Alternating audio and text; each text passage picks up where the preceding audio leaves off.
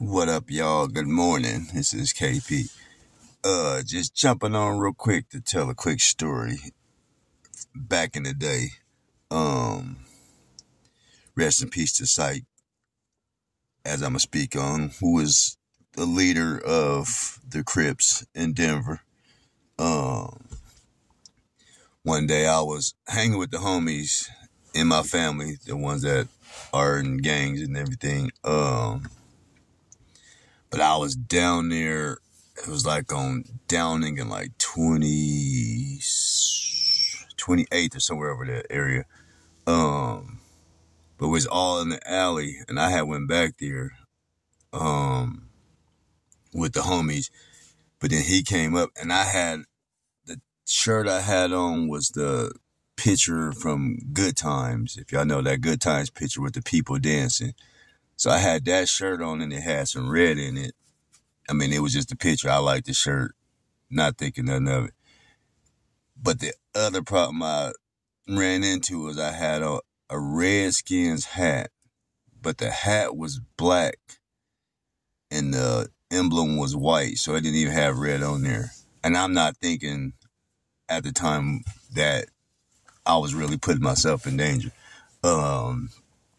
But anyways, I was down there with them. Psych ran up on me and started getting questioning, and I could tell he was like angry and was trying to figure out who I was. Because again, I didn't know who he was, he didn't know who I was. But as we were sitting there, he was like in my face, like, "Cuz, who is you?"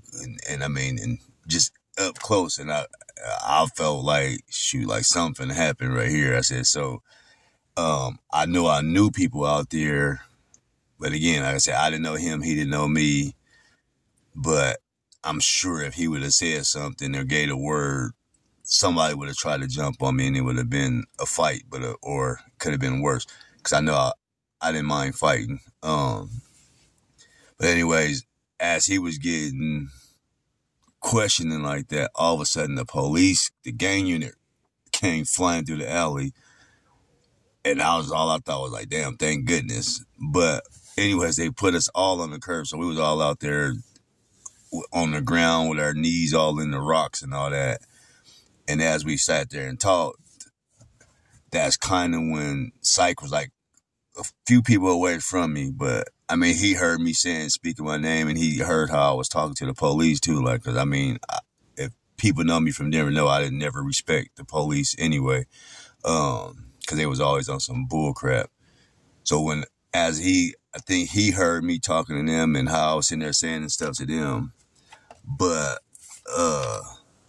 so after all that was done, the police let everybody go.